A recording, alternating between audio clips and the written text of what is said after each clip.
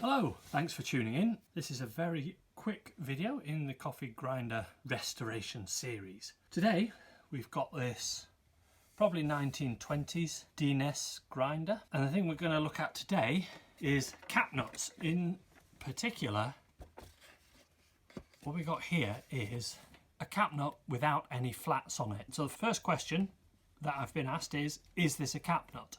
Yes, it is. And the second question is, how do we get it off? It's very easy, but we don't want to damage it. So that's what this is about. First, you want to put some WD-40 on and leave it for a while. I've already done that. Now, obviously, we could use the pliers, we could use the vice grips, but if we just go straight in with the pliers or vice grips, we're going to chobble this nut up, and when we put it back together, it's all going to look horrible. So all you need to do, very simple, is you need to put something between your grips or your pliers and the cap nut.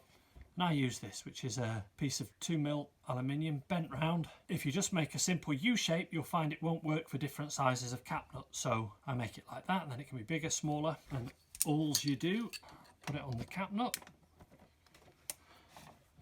squeeze your vice grips on, and then hopefully that cap nut will just come straight off.